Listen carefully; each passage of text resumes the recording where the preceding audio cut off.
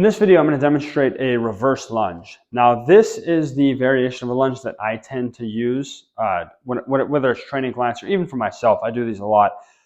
I think it's a little bit less strain on your knees, and it's really good for particularly using glutes and hamstrings, which is primarily what my focus is going to be. I'm very quad dominant, and so I don't need to train the fronts of my legs as much as I do the backs.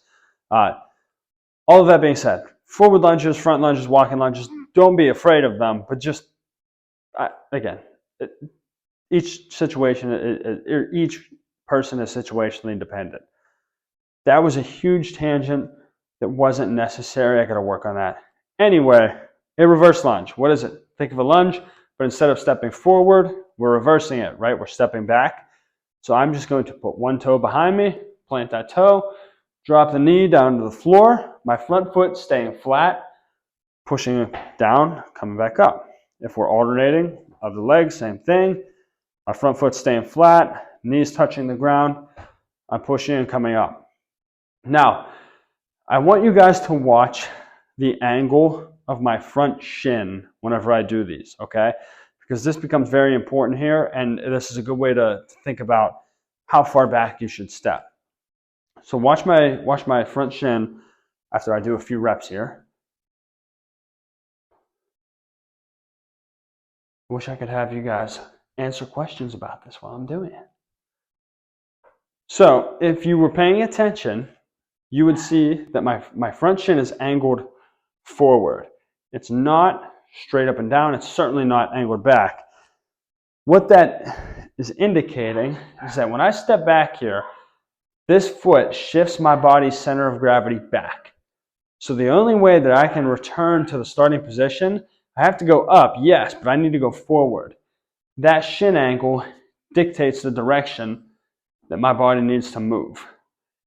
How does that help you figure out your step? If I step too far back, my shin angle goes straight up and down. Now what happens if I push? I can't go forward because that shin angle directs my movement. So whenever you guys are trying to figure out, I still stumble on these sometimes. Whenever you're looking for your depth or for your step width, we're just going to find a position where this foot can stay flat, this shin angle is forward, and we can push to return yourself back up to the top. The last thing I want to cover on that, just down to the basic movement, is full depth. So I always want your back knee to touch the floor, first of all. And second of all, it's a front leg movement. That's why we do single leg movements, to isolate one side versus the other.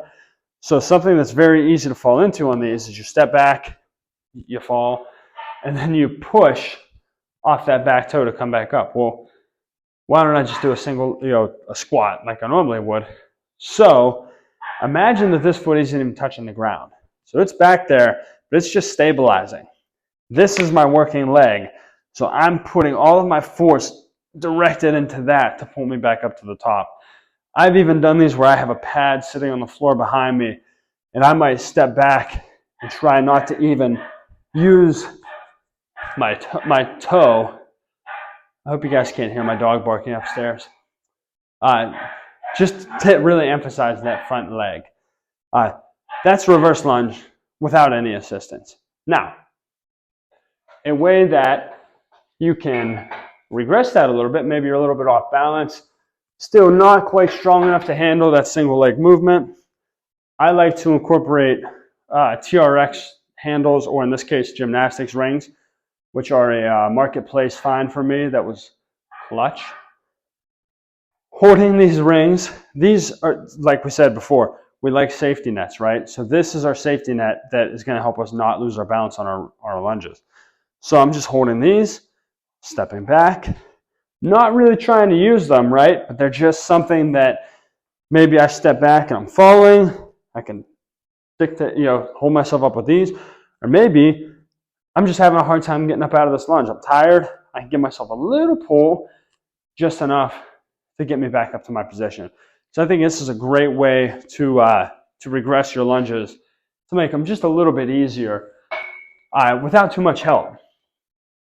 Now, with that all being said, one last thing I'll cover is that we also can load these with weight, right? So you get good at doing them body weight. We want to add some weight to them.